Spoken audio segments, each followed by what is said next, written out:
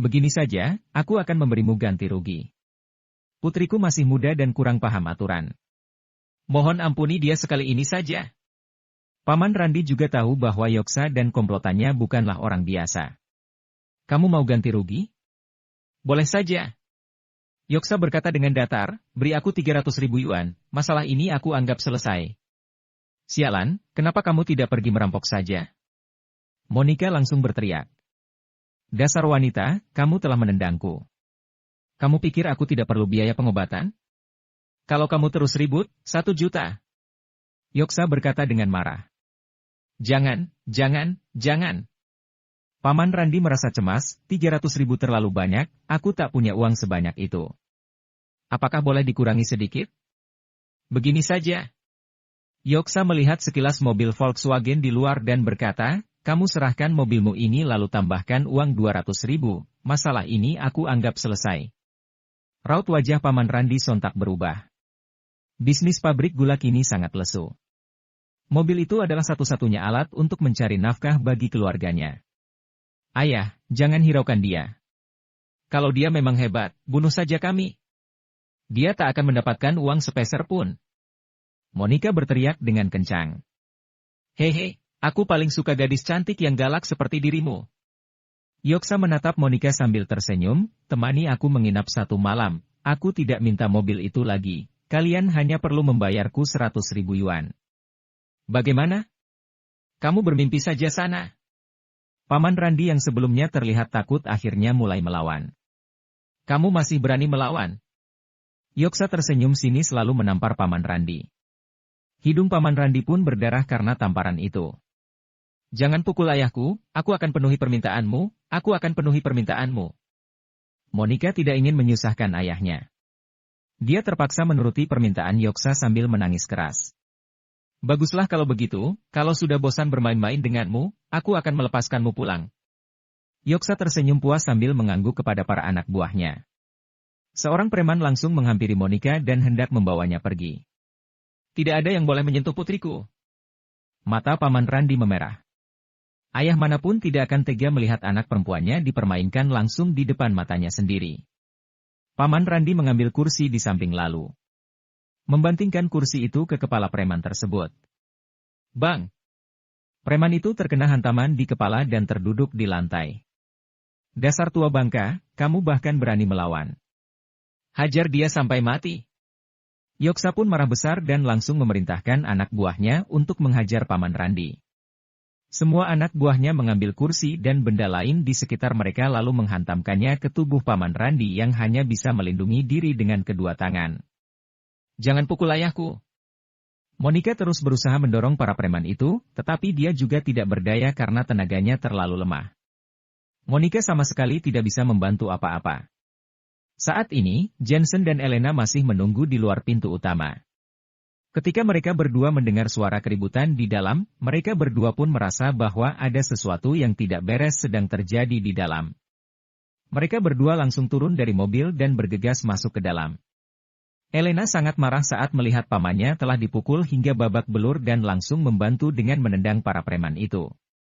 Seorang pria bertubuh kekar setinggi 180 cm terhempas ke dinding seperti ditabrak oleh mobil sedan.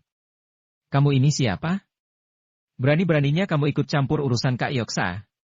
Semua preman itu menatap Jensen dan Elena, bersiap untuk menyerang mereka berdua. Bang! Elena yang naik pita mengeluarkan tendangan dengan kakinya yang putih dan ramping. Suara retakan pun terdengar. Kursi besi yang dipegang oleh para preman itu langsung patah terbelah. Para preman itu sontak merasa sangat terkejut. Yoksa juga tercengang melihatnya. Tiba-tiba, sebuah bayangan muncul di depannya. Orang itu adalah Jensen. Plak! Jensen menampar Yoksa hingga tulang hidung Yoksa patah. Yoksa pun jatuh terpelanting di atas lantai. Siapa kamu? Berani-beraninya kamu memukulku. Yoksa tercengang dan marah. Aku orang tua kamu. Jensen berjalan perlahan menghampirinya. Aku ini Yoksa, penguasa di kota Sion. Semua orang tunduk padaku, tetapi kamu malah berani memukulku. Kamu sepertinya tidak akan bisa keluar dari kota Sion lagi. Biar aku beritahu kamu, aku ini orangnya grup Sion Logistik. Kamu akan menanggung akibatnya kalau kamu berani menyentuhku. Yoksa berdiri lalu menunjuk sambil memarahi Jensen. Grup Sion Logistik? Apa itu sangat hebat? Jensen masih terus berjalan. Dasar bodoh. Grup Sion Logistik adalah grup perusahaan nomor 1 di kota Sion yang menjadi pembayar pajak terbesar selama 5 tahun berturut-turut.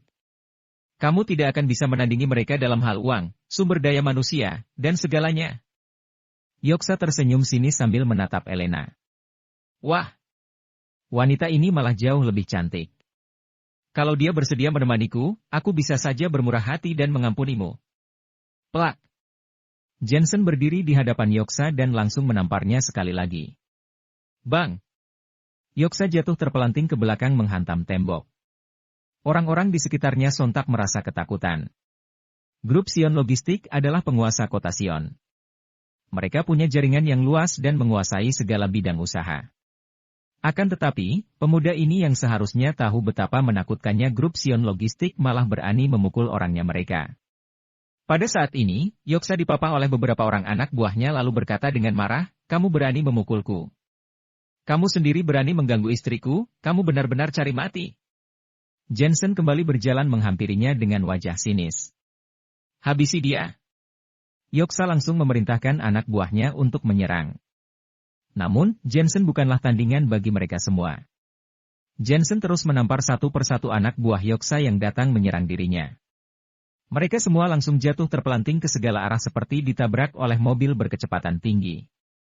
Setelah itu, Jensen kembali menghampiri Yoksa dan menamparnya sekuat tenaga. Plak! Apa ada orang lain lagi? Cepat panggil mereka semua keluar. Yoksa dipukul hingga babak belur dan mundur ketakutan. Tunjukkan padaku seberapa hebat grup Sion Logistik itu. Plak! Bukankah tempat ini adalah wilayah kekuasaanmu? Aku ingin lihat seberapa hebat dirimu ini. Setelah ditampar beberapa kali, wajah Yoksa pun bengkak. Paman Randi dan Monica juga merasa terkejut melihat keberanian Jensen. Terutama Monica yang melihat Jensen seperti melihat seorang artis pujaan hati. Jensen benar-benar seorang pria sejati. Namun, Monica merasa heran melihat tamparan Jensen yang sebenarnya tidak begitu keras, tetapi dapat membuat pria seberat Yoksa terpelanting dan terhempas jauh. Tenaganya benar-benar dahsyat. Elena malah merasa Jensen makin lama makin beringas. Akan tetapi, Elena juga bisa memahami bahwa terkadang untuk melawan para bajingan seperti mereka ini memang harus menggunakan kekerasan.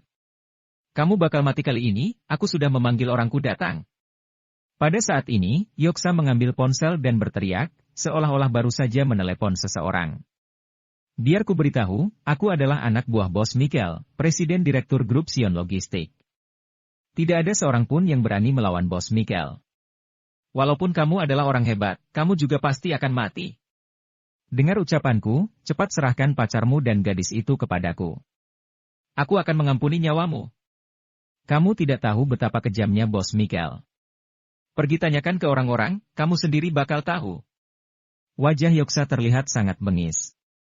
Paman Randi merasa ketakutan.